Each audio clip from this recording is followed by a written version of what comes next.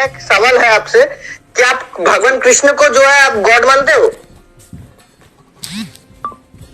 Hello जी बोलिए। आप कृष्ण जी को गॉड मानते हो, भगवान मानते हो आप? उससे क्या, आपका प्रश्न क्या है वो करिए डायरेक्ट।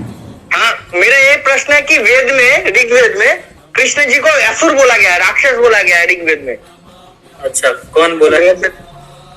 हाँ, अगर आप ऋग्वेद के 8वां मंडल के 96 सूक्त के और 13 से अगर 15 तक मंत्र देखोगे तो वहां पे कृष्ण जी को असुर बोला गया है, राक्षस बोला गया है ऋग्वेद में।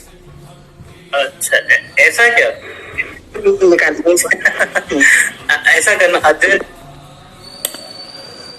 तो ये जो वीडियो है, ये शॉर्ट क्लिप जो है, ये सनातन समीक्षा के एक चैनल से लिया गया है। तो वहाँ पे लाइव हो रहा था, तो वहाँ पे एक व्यक्ति ने ये आके सवाल पूछा, ये क्या कृष्ण को असुर बोला गया है ऋग्वेद में? देखिए, ये जो कंफ्यूजन है ना, कहाँ से आती है मैं आपको समझाता हूँ, एक सेकंड। तो यहाँ पे एक कंफ्यूजन आती है कि यहाँ पे देखो, यहाँ पे क्लियरली बोला गया है कि the Swift moving Krishna with 10,000 demons stood on Ansumati by his might. Indra caught him and snorting in the water below went to man smooth this mel. तो यहाँ पे आप देख सकते हो कि यहाँ पे कृष्ण को जो है असुर बोलकर संबोधित किया जा रहा है, कृष्ण डीमन, ठीक है। तो एक्चुअली ये कंफ्यूजन कहाँ से आता है कि लोगों को लगता है कि यहाँ पे कृष्ण को असुर बोला जा रहा है, लेकिन हमें देखना पड़ेगा कि ऋग्वेद का जो भाष्य जो कि मतलब कमेंट्री जिसने की है, ट्रांसलेशन जिसने की, किस व्यक्ति ने की है, हमें सबसे पहले वो देखना पड़ेगा। सॉरी, थोड़ा बीच में चार्जिंग का आ गया था, तो उसको माइंड मत कीजिएगा। तो लोगों को बहुत सारी दिक्कत आती है इन सब चीज़ों की। यहाँ पे कृष्ण को तो असुर बोला जा रहा है, क्या कृष्ण वास्तव में कोई असुर थे? तो ऐसा नहीं है।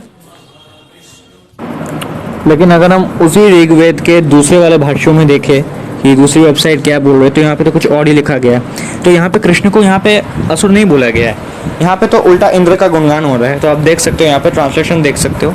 तो इसका मैं इंग्लिश ट्रांसलेशन में दिखा सकता हूँ, आप इसको पॉज करके देख लीजिए कि बहुत सारे लोग कन्फ्यूजन होता है कि यार ऋग्वेद के 8वें मंडल के 96 सूक्त के 31वें मंत्र में जो है या फिर 13वें मंत्र में, 31वें नहीं, 13वें मंत्र और 15 से मंत्र में लेकर कि वहाँ पे कृष्ण को असुर संबोधित किया गया, लेकिन यहाँ पे एक्चुअली कृष्ण को असुर नहीं बोला गया है। यहाँ पे एक्चुअली इंद्र का गुणगान किया जा रहा है। तो ये रहा यहाँ का ट्रांसलेशन।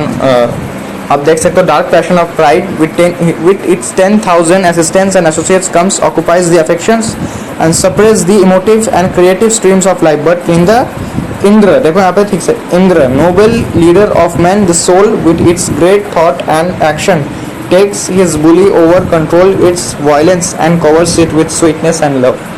तो यहाँ से देख सकते हो कि यहाँ पे इंद्र का गुणगान किया जा रहा है, कृष्ण को असुर संबोधित नहीं किया जा रहा है।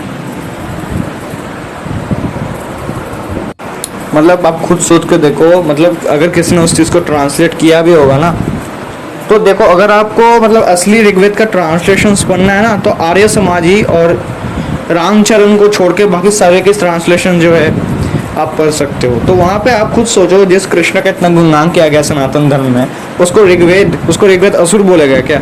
तो ये कोई गधा ही होगा जिसने ये ट्रांसलेशन किया होगा। जबकि एक्चुअली में आपने देख लिया था कि जो 8वें मंडल के जो 96वां सूक्त है, उसका जो 13वां मंत्र है, वहाँ पे कृष्ण को असुर संबोधित नहीं किया गया था। तो कई सारे लोगों से कन्फ्यूजन होते, कुछ गलत ट्रांसलेशंस पढ़ लेते किसी के भी, और फिर अंदाज़ा लगा देते कि कृष्ण असुर थे क्या। ऐसा नहीं है। ऐसा वर्णन आता है कि कृष्ण के साथ इंद्र का फाइट हुआ था, लेकिन पूरी तरीके से फाइट नहीं हुआ था, वो एक्चुअली एक लीला थी। तो वहाँ पे कृष्ण को असुर नहीं बोला गया है।